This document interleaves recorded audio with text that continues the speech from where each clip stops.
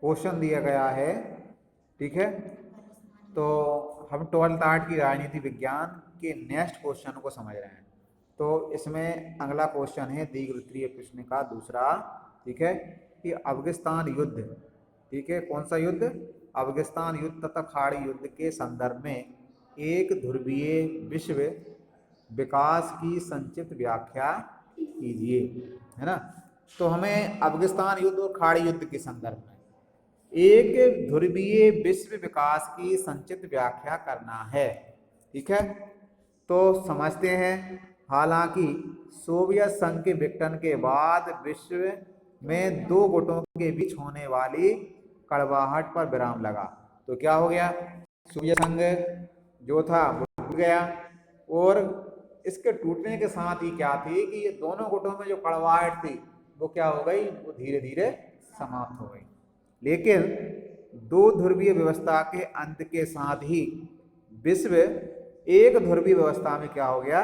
परिवर्तन हो गया। अब विश्व में पहले दो महाशक्तियां थी, अब क्या हुआ गया? सोवियत संघ के टूटने के बाद, विघटन के बाद एक ध्रुवीय मतलब एक पक्ष ही शक्तिशाली बचा, है ना। सिर्फ क्या था? अमेरिका। तो एक ध्रुवीय व्यवस्था में परिवर्तित हो गया। अब एक ध्रुवीय विश्व अथवा अमेरिकी वर्चस्व को निम्नलिखित घटनाओं से सरलता पूर्वक स्पष्ट किया जा सकता है। अब जो एक ध्रुवीय विश्व है ना, पूरा विश्व मतलब किसमें?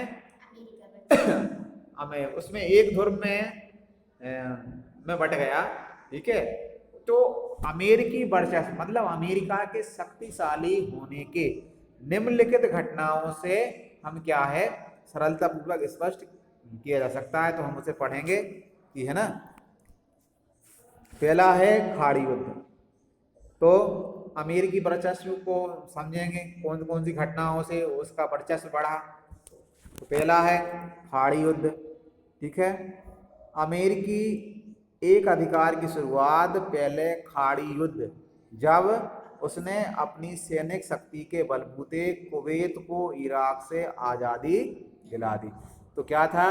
अमेरिका एक अधिकार की शुरुआत मतलब अमेरिका की शक्ति, मतलब अकेले ही अमेरिका की शक्ति ने क्या किया?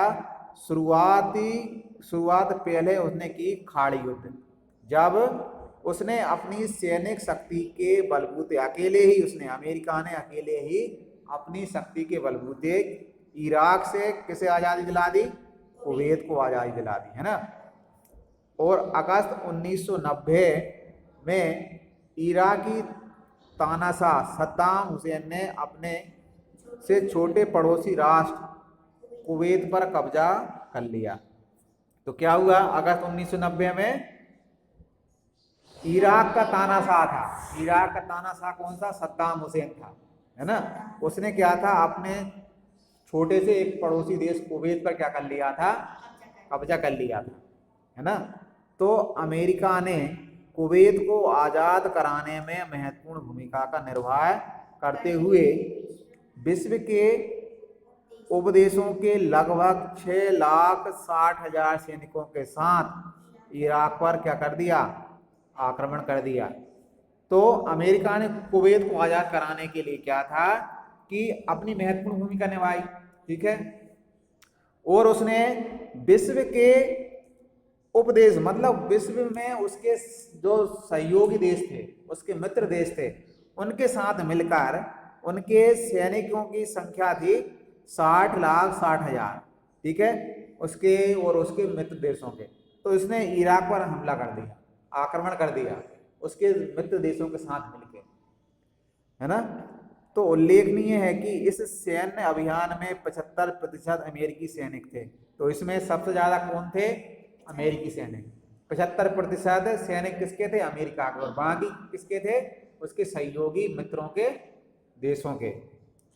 तो इस विपुल सैनिक शक्ति का इराक अधिक दिनों तक सामना नहीं कर पाया और अंततः उसे कुवैत को छोड़ना ही पड़ा।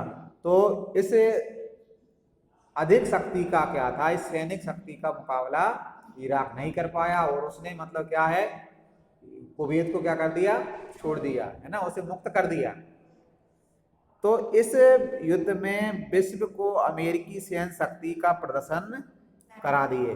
तो इस युद्ध ने क्या था, इस युद्ध के द्वारा मतलब विश्व को अमेरिका की शक्ति का पता चल गया कि अमेरिका अकेला ही क्या है, विश्व में अधिक शक्तिशाली है और उसका ही विश्व में क्या है, वर्चस्व है ना। तो इस युद्ध ने विश्व को अमेरिकी सैन्य शक्ति के दर्शन करा दिए, है ना।